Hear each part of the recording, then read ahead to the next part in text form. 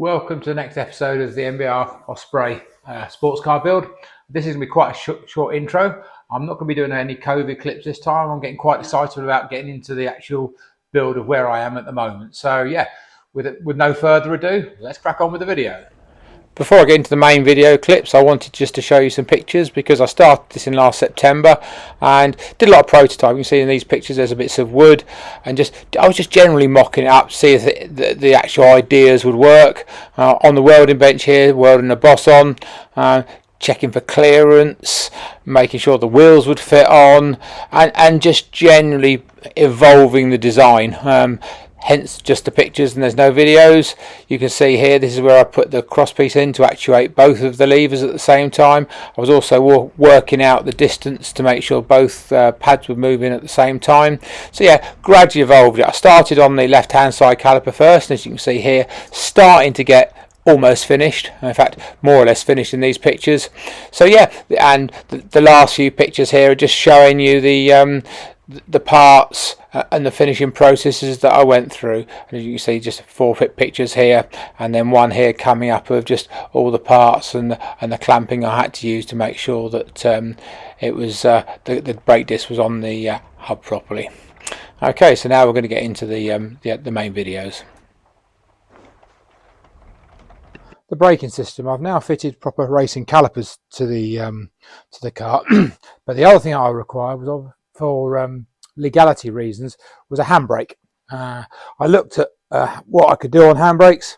I could have bought something contemporary off the shelf, but nothing really fitted.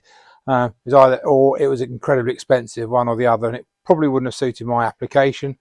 I'm doing a mechanical handbrake rather than a hydraulic handbrake, and I had a lot of bits on the shelf, and I decided that I'll have a go at making them. So this is the preliminary, or my first attempt. It's all a bit bulky, a bit heavy, I know that.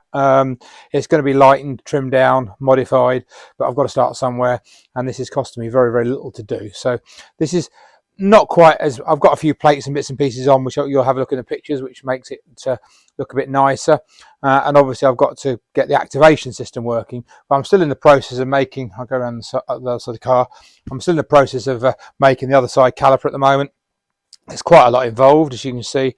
There's various bits here that I've had to machine, weld, make. There's 6 main aluminium bits to the caliper. There's the 2 inner blocks, and there's the spacers, and then there's the 2 outer blocks.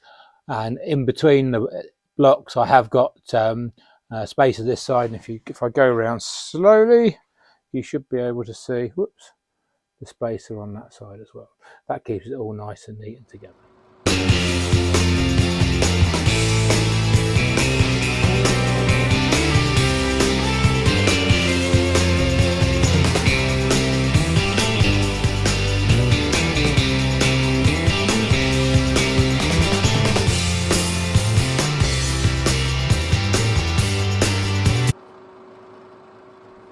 Yeah, so a huge amount of time was spent on the milling machine. Here's just as it's come off the milling machine, me checking various bits and pieces. One of the major things I had to do was check that both the upper and either side were the same angles. So here you can see me checking the angles to make sure they were parallel either side of one another. So quite important, otherwise they'd be lopsided and the whole thing just wouldn't work properly. So I had to keep a good eye on that. So yeah, that's just me now going to crack on with the next part of the video. Right, the next part of the project is handbrake. Now on a race car normally, or especially the cars when we were racing in the International Sports Car Championship, we never had to have handbrakes fitted. The only reason I've got to do it is for legality reasons. Now I started looking into what I could put on the car, if there's anything off the shelf, and there wasn't really, because I still want to retain these Alcon racing calipers. That's going to be a major part of the car because the stopping power of them is absolutely superb, so I wanted to leave them as it was. So I'm going to have to mount some form of caliper in this area. So I'll come back to that in a second, because I'm going to actually have 2 calipers on the car, which is, you think, why 2 calipers? So we'll go to the front, and what we've done here, it's something we used to use on the race cars. If you look right down, hopefully Karen can get in there, there's that little solenoid unit down where my finger's pointing, and what that's called, it's called a line lock. Yeah, and the whole idea of that is once you've when you're racing, especially if you're doing a standing start, or only if you're doing a standing start, you would come up to the line, you get your car balanced on revs, and you would then press the line lock so the car couldn't creep, so you wouldn't be done for a full start. And as soon as the lights went green, you'd press the button and off you go. Now, I'm having this on the car for a bit of fun. Two things. Well, one, it's a bit of fun, and two, if you come to a hill and you want to stop quickly, you can just put your foot on the brake, press the button, let off the brake, and then when you're ready to go again, press the brake. So it's got a couple of options, and as you can see, I haven't gone through this yet. This is our 3D printed steering wheel. I'll do a bit more of a project on it, but my button for the brake is I'll just press that, and that, as long as my foot's on the brake, it will lock the front brakes on. But it's not good enough for an MOT, so or for an RVA test or whatever, so I can't just use that, unfortunately. On the back here, I've got my flappy paddles, and I've got an infrared unit, so I've got no horrible wires and cables coming off the steering wheel. It's just operated by infrared. And as you can see, it's our little Osprey wheel that Adam's designed, and Karen, everybody's had a go at making this look something a bit different. Okay, moving back now to what's actually in the cockpit. This is, I think I've said in a previous video, this is the handbrake off the Mini, and as you can see, that's how it's going to operate. I was going to have cables going right to the back, or links going to the back of the car, but I think now I'm going to run a cable from the actual handbrake, we'll show you in a minute, all the way up to here. So a little bit of modification to be done there, but nothing too strenuous. Right, so going back to the caliper again. I could have had a bespoke caliper made, but it's going to cost a lot of money, and this project's cost enough as it was, and I always like a challenge, and I thought, how could I do something myself? So I decided that I'd have a go at making my own handbrake caliper. So that's where we are at the moment, and I utilise the materials that I've got on the shelf. So I've managed to have quite a nice lot of block. I've had some brake pads. I've done quite a few bits and pieces. Now this is just not the prototype stage, but I want it to work. I don't want a handbrake to give us any problems, but it is a bit heavy and chunky. I know I can make it lighter. I know I can make it a bit better, but you've got to start somewhere. So this is my first start. So if you come down here now, if Karen zooms in, how it's going to operate. I haven't got this bolted on yet, but she comes over to the top. You'll see when I press this lever, the inside, the two pads come and operate on the brake. That's connected by this link bar there, and it's going to have a cable coming. I've just done this for filming purposes, but it's going to have a cable coming up here. I need to make a bracket, or an L-shaped bracket, to hold the cable. And you've also got to remember when I'm doing this that at the moment the car's in what they call droop, so the suspension's is down quite a long way, and this cable, as the wheel goes up and down, is going to have to move. So I'm going to have to allow for some flex here so that the cable can go up and down when the car's going up and down over bumps. I haven't finished any of this area yet, so on here I'm going to have some form of spring, and as you can see in this tray, I've got a whole load of springs, because once you put your handbrake on, that's fine, it's clamped it up, but as soon as you let go again, I don't want the pads to stick on the brake disc, so I'm going to need some form of spring. So I'm going to have to, haven't decided what type of spring yet, but this will be done in later videos of what type of spring to fit on the car. The other thing is all the bolts on here, all the bolts are just bits and pieces I've had lying around. I hate rust on a car, so all of the bolts that I'm using are either they come pre-plated, or I've got a few stainless ones on there. So yeah, I hate rusty bolts. And talking about bolts, a bit of information for you guys. There's various grades of bolts. You've got your standard bolt, which you can get for your local hardware store. If you want to move up to have a slightly stronger bolt, you got to what they call an AN bolt, stands for Army and Navy. No idea why, but if someone's got in the comments can tell me why it's called Army and Navy bolt, I don't know.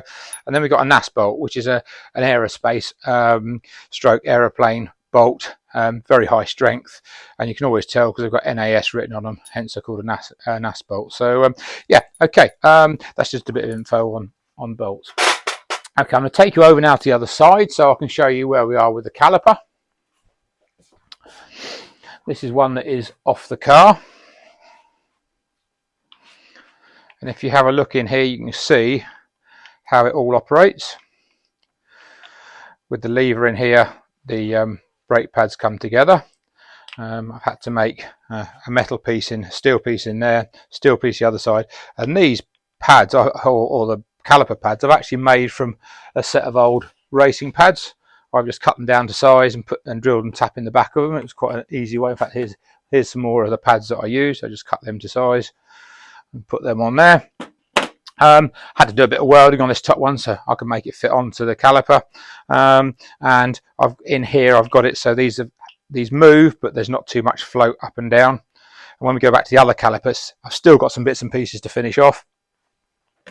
And the link rod that you saw is here. I managed to buy these online. They were very cheap and quite nice, saved me a whole load of making. But what I have done here so that they can actually rotate and don't seize the caliper up is these bolts are tight, but they still spin. I could have used a pin with an R-clip through it, but I thought this was a lot nicer way of doing it. So all the bolts I've cut down to the correct length, so they're so they won't clamp that up too tight. And I've got in here, I've got an adjusting rod so I can move them so I can get the caliper in exactly the right position. In a minute I'm going to be going through, I've got another version of these which I think I showed you, well I did show you on a previous video, that actually sits on there.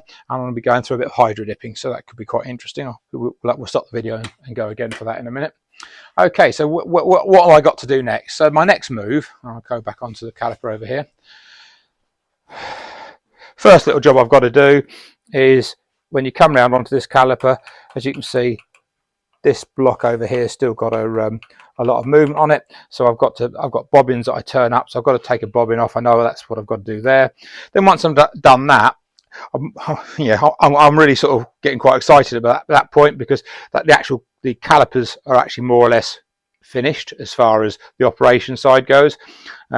So then what I've got to do is start making, and I'll be showing in a next video, is the bracket to come off here to hold the cable. Now what I'm going to probably do with the cables is the cable's going to be, I've looked online and I was going to go for a push bike, but you can get motorbike cables or car handbrake cables, and I'm going to basically get a kit online and cut it to suit my requirements. Okay, so yeah, now we're going to go on to the hydro dipping. Right, I'm here at the hydro dipping department, and I've given these a coat of grey primer, put a lump of blue tack on the back so I can hold it when I dip them. This is the first double dip I've done. I normally just dip one thing at a time, but because I'm a bit OCD, I want to try and get the grain directions on both of them exactly the same, so I'll be dipping them both at the same time. Right, so I've got my bowl of water. I'm now going to go and get the film to put in.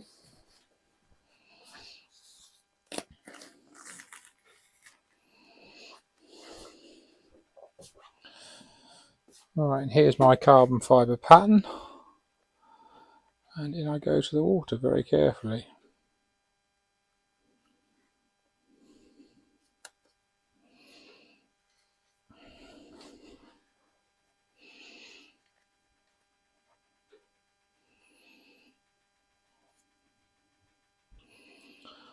Unfortunately it's gone down a bit over there, there's not a lot I can do about that. I'm going to have to wait for a second. This all shrivels up, and you'll see it all starting to shrivel if you look in there now. Then as it absorbs the water, I've got to let it go through this process. Once it's gone through the shriveling process, I will apply this hydrographic film coating, put it on it, and away we go.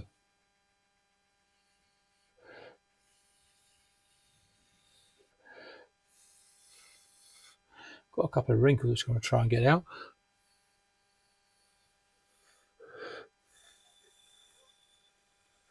As you can see, if I blow on them,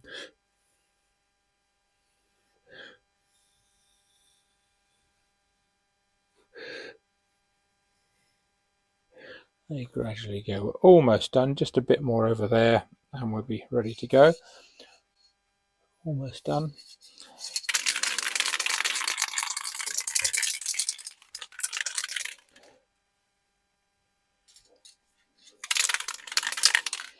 Right.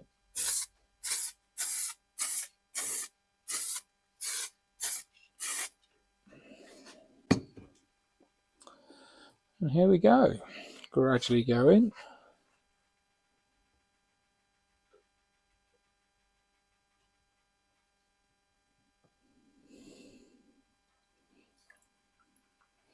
And there we have two hydro dip parts. Next thing I've got to do now is just wash them off.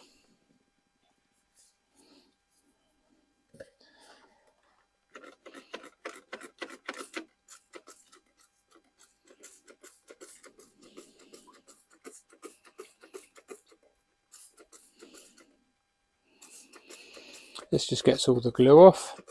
And once we've done this, got the glue off, I've just got to let it dry for a long period of time. It's probably going to take at least 8 hours for it to dry. And once it's dried, I can then give it a couple of coats of varnish. But as you can see, that's starting to look quite nice.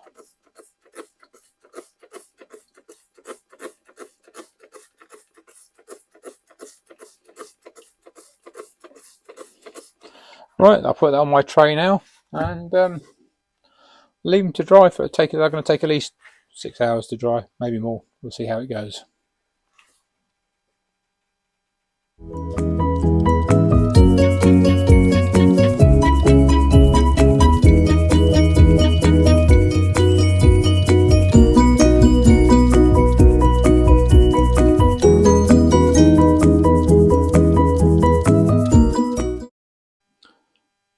So the bobbin I've got to adjust is this one here. Now this is a dummy one. I've done it so it actually fits in rather nice and easily. So what I've got to do here is I'll just increase this diameter by a few thousandths of an inch, and I'm going to make it about 4mm longer, and then just keep checking it until I lose all the slop on the lever, so it's a nice sliding movement we get. Okay, so onto the lathe and make one of these.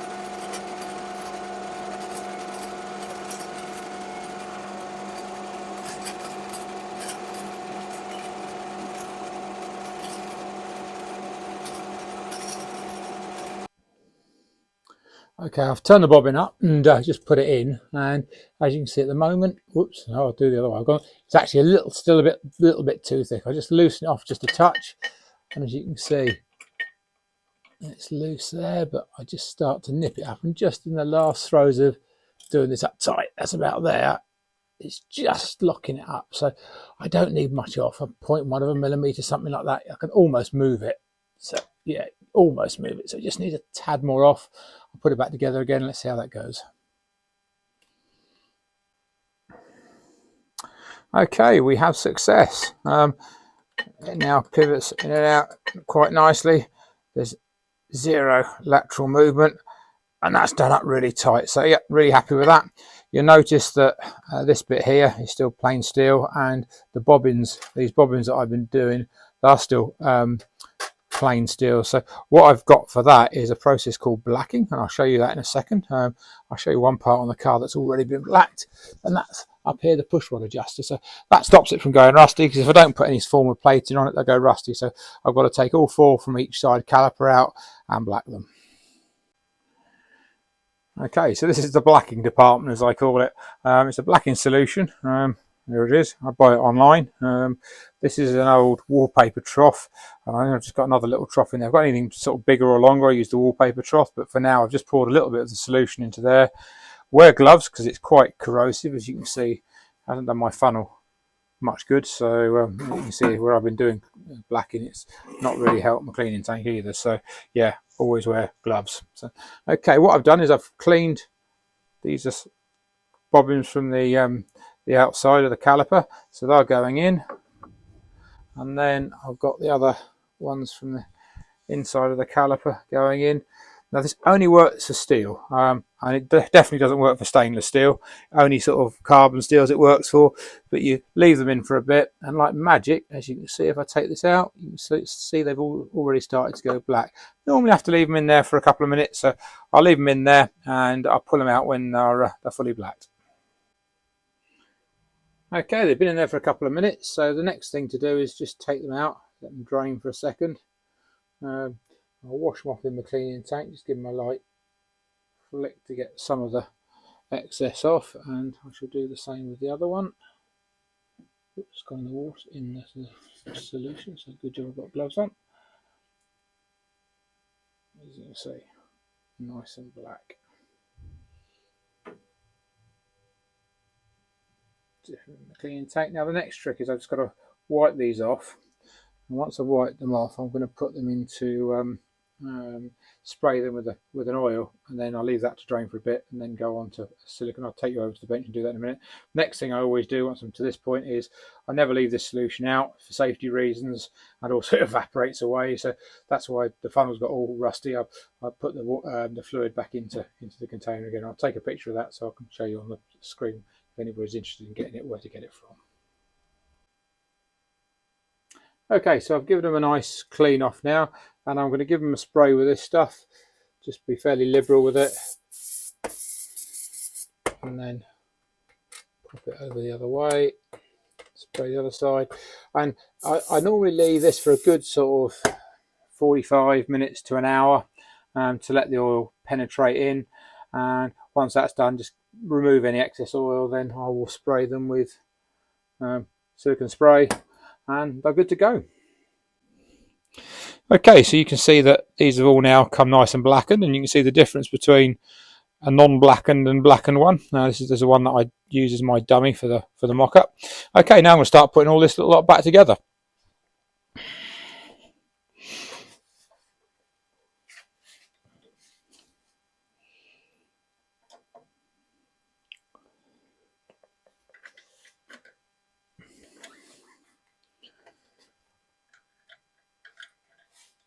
That's what happens in there.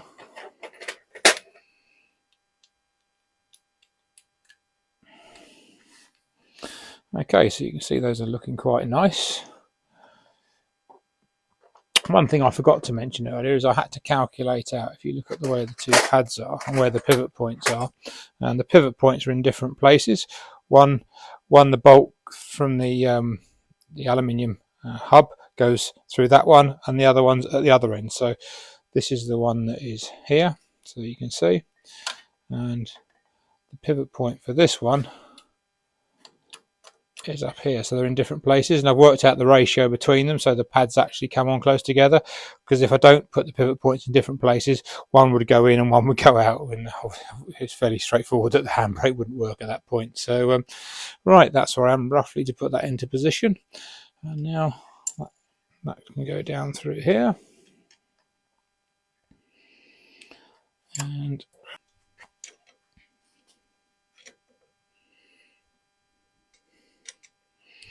okay, so just going to knit this lot up. I've got to take it to bits again in a minute, because when I come to do the throttle, obviously the front lever is going to need some modifying, and even once I've got it done, both the levers underneath are going to need blacking, like you've just seen me do. So the one thing when you're doing jobs like this, you just got to keep getting used to taking things to bits, putting them together, taking things to bits, putting them together. The only thing is, you do that, you do learn as you're doing it as well, which is quite a handy thing to do. So what I'll do is just button this up. Once I've got this buttoned up, we're waiting for the hydro dipping to dry off, and then I'm going to put the I'll put the bracket on so you can see what that's like, and I'm going to order my handbrake cable so we can see what to do with that, and that'll be in my next video. One other thing that I'm really looking forward to is I'll stop doing this for a second, is up here is where my gear actuator is going to be fitted. I've been waiting for some time to order it, and I've now ordered it. That should be here within a week or so. So again, I'm going to have to make a bracket here for the pneumatic air system to work. So again, really looking forward to doing that as well. Hi, to finish off, the eagle-eyed amongst you have noticed this block in the back of some of my videos, and wondered, what's that about? Well, like any good bloke, I've got Project 1, Project 2, and Project 3. Project 1 being the road car. Project 2, I've got to do a balcony for the house, which is something totally off-piste. And Project 3 is this motor. Now, the race car that we've got in the workshop at the moment, that's still got the Rover V8 in it, which is perfect for just doing track days or even going to a circuit and driving, but it's not the engine that was fitted in at the time. So its pedigree isn't there. It's not what we race with. I can't afford a Metro 6R4 engine because the price is too silly, but I can afford the engines that we started off with, which is the Scorpio Granada Cosworth engine V6, and they are still about, and it's a production based block. If I want to go to put an engine back in again, I needed worst case a dummy engine, or if not, to a race engine. And because technology has moved on, the problem we had with the engines was the flywheels falling off. And Adam being into engine systems and myself got a bit more knowledge now, we think we might have come up with some ideas of how to cure that problem. So the obvious thing here, so I'm not saying obvious, I'm saying obvious, to do is to put the Ford V6 in. So this came up on an internet website, and very cheaply. It was all in bits. It's called a Bob engine, and so I went along and bought it for not a lot of money. So I've stripped it all down. As you can see, I've given the block a coat of paint to make it look nice. I'm not sure if I'm going to use it for the for an actual race engine or just as a dummy engine at the moment, but I'm still going through the whole sequence of getting it to look nice, and even to the stage of I've been honing the bores out, so just to make sure that the bores are all right. I might just do a quick close-up after I finish this little shot, and you can see in these bores, and I might even just get the drill out and show you roughly how quickly basically go down and glaze bash the bores, as it's commonly termed in the business. So yeah, okay, so that's what this block's about. We're going in and having a look at the bores. As you can see, are quite shiny. To summarise it, there's a few little a mark, should I say, where the piston stops up here, but apart from that, the bores are really quite nice and smooth. We go around to the other side. Something I did forget to mention to you guys is this engine is going to be known, I think, as a hearse engine, not for any morbid reasons, but the fact that this motor, when I came to buy it, the seller said to me, yeah, before I bought it, it was fitted in a hearse, so it's definitely not going to have been ranted. Very low miles, and an ideal motor for putting onto a race car. So yeah, what have I got here? This is my honing tool. Before I do that, I better put some touch of oil down the bore. There we go. Just to show you the process. I won't bore you with doing all of them, but you go up and down like so. Just nice and steady movements all the time. I'll stop it down the bottom so it doesn't pull out. And yeah, so once that's done, you get the bores finished on the other side. So yeah, hope you enjoyed this bit, and on to the next part of the video. Right, here we are back. As you can see, it's come out really nice. I'm very impressed with that hydro dipping. From here, you really wouldn't know whether that was a carbon sheet or a hydro dip sheet. So yeah, that's come out really nice, very nice and shiny with a bit of lacquer on it. And the other thing that's quite cool is actually, you can see, it goes around the edges here. So it does make it look pucker. It just doesn't stop when the sheet comes over the top. It manages to bend itself round, which is really quite pleasant. And I've actually got one on the car. So if we go over, we can have a look through and see what it looks like through the wheel. I think we'll all agree now that actually that does look quite nice in there. Okay, so that's it for this video.